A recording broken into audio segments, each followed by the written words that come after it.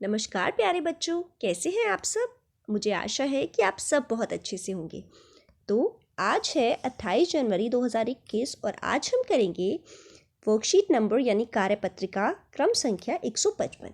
लेकिन वर्कशीट शुरू करने से पहले जो सबसे ज़रूरी बात हम सबको याद रखनी है वो ये है कि कोरोना वायरस से बचने के लिए हमें अपने हाथों को साबुन और पानी से अच्छे से धोना है, सैनिटाइज़र का प्रयोग करना है, सोशल डिस्टेंसिंग यानी सामाजिक दूरी को बनाए रखना है, साथ ही मास्क पहनकर ही घर से बाहर निकलना है। तो इन सब रूल्स को फॉलो करके हम सब इन नियमों का पालन करके अपने आप को, अपने परिवार को, देश को और विश्व को कोरोना वायरस के खतरे से बचा सकते हैं। तो आइए शुरू करते हैं आज की कार्यपत्रिका, जिसका विषय है हिंदी और जिसका टॉपिक यानी उपविषय है रचनात्मक लेखन। तो रचनात्मक लेखन का मतलब होता है जब हम अपनी कल्पना शक्ति का प्रयोग करके कोई पत्र लिखते हैं, कोई कहानी लिखते हैं, कोई डायरी लिखते हैं या फिर कोई कविता लिखते हैं। तो इसको रचनात्मक लेखन कहा जाता है क्योंकि हम उसमें अपनी क्रिएटिव स्किल्स का प्रयोग करते हैं। तो ऐसे ही आज की हमारी स्टोरी भी रचनात्मक लेखन के बारे में ही है, यानी रचनात्मक लेखन इसका उपविषय है। और स्टोरी लिखना भी, कहानी लिखना, कविता लिखना, पत्र लिखना, ये सब रचनात्मक लेखन में आते हैं। तो यहाँ आपको अपना नाम लिखना है, यहाँ आपको अपने टीचर का नाम लिखना है, शिक्षिका का नाम लिखना है और आपको अपना रोल नंबर ज़रूर अपनी वर्कशीट पर लिखना है। तो आइए शुरू करते हैं वर्कशीट। नमस्ते प्यारे बच्चों, उम्मीद है कि आप सब अच्छे से होंगे। तो आज हम नीचे दिए गए चित्रों के अनुसार अपनी कल्पना से कहानी बनाएंगे।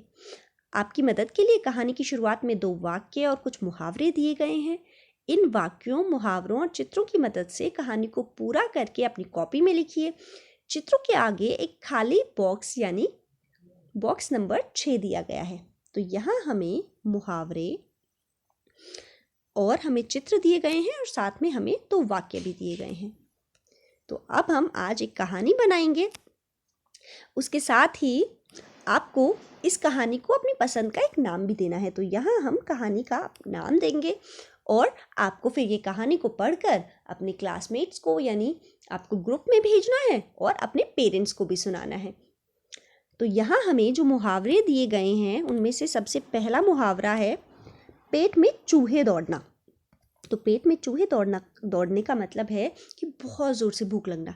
कई बार जब आपको बहुत ज़ोर से भूख लगती है तो आप मम्मी को बोलते हो ना कि मम्मी जल्दी खाना बना दो, मेरे पेट में चूहे दौड़ रहे हैं। ऐसे ही एड़ी चोटी का जोर लगाना यानी अपनी पूरी ताकत लगा देना। जैसे अभी आप छोटे हो लेकिन आपको कोई भारी चीज़ उठाने के लिए बोला जाता है जो आपसे नहीं उठ रही है, तो आप उसे उठाने के लिए अपनी पूरी ताकत लगा देते हो, लेकिन वो आपसे नहीं उठती। तो आप क्या बोलोगे कि मैंने इसे उठाने में एड़ी चोटी का जोर लगा दिया लेकिन मुझसे नहीं उठी। तो एड़ी चोटी का मतलब होता है, एड़ी हमारी बॉडी का सबसे बॉटम वाला पार्ट होता है और ऐसे ही चोटी हमारी बॉडी का सबसे ऊपर वाला पार्ट होता है। तो यानी अपनी पूरी ताकत लगा देना, एड़ी चोटी का जोर लगाना। साथ ही अक्ल दौड़ाना यानी सोच विचार करना। जैसे आपको जब कोई सवाल दिया जाता है, आपको कोई क्वेश्चन पूछा जाता है, कोई क्विज पूछी जाती है, कोई पजल आपको सॉल्व करनी होती है, तो आप अपने अक्ल के घोड़े दौड़ाना शुरू कर देते हो सोचने के लिए। तो ये थे हमारे मुहावरे जिनका प्रयोग आपको कहानी में करना है। साथ ही कहानी की जो हमें पंक्तियाँ दी गई हैं उनमें से पहली पंक्ति है कि एक मेंढक जिसका नाम, अब नाम आपको अपनी पसंद से देना है क्योंकि आपको रचनात्मक शक्ति का प्रयोग करना है,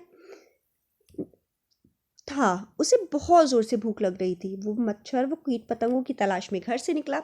तो जैसा कि इन 2 पंक्तियों में दिया गया है ऐसा ही हमें इन चित्रों में भी नज़र आ रहा है। तो आपको इन चित्रों को देखकर और इन 2 पंक्तियों में जो कहानी दी गई है उसको आगे बढ़ाना है। अपनी तरफ से भी आपको इसमें और पंक्तियाँ ऐड करनी है और यहाँ पर आपको फिर चित्र बनाना है कि फाइनली अंत में क्या हुआ होगा। तो आपको इस कहानी को बनाना है। साथ ही अभिभावकों के लिए सुझाव है कि वो बच्चों को समझाएं कि कभी कभी हमें काम कठिन लग सकता है, ऐसे समय में हमें सोचकर और तरकीब लगाकर उस काम को आसानी से पूरा करने की कोशिश करनी चाहिए। यानी कई बार क्या होता है कि हमें कोई काम देखने में बहुत मुश्किल लगता है, लेकिन वो इतना मुश्किल नहीं होता। बस हमें थोड़ा विचार करना पड़ता है, थोड़ा सोचना पड़ता है कि हम इस काम को कैसे आसान तरीके से कर सकते हैं, और उसके बाद फिर हम उसको ईजीली कर पाएंगे। क्योंकि ऐसा कोई भी काम नहीं है जो हम नहीं कर सकते, और वैसे भी कोशिश करने वालों की कभी हार नहीं होती। तो आपको इस चीज़ को हमेशा ध्यान में रखना है कि हमें किसी भी काम को बिना कोशिश किए कभी हार नहीं माननी चाहिए। और जैसे ये आपकी एक और स्किल को डेवलप करेगा।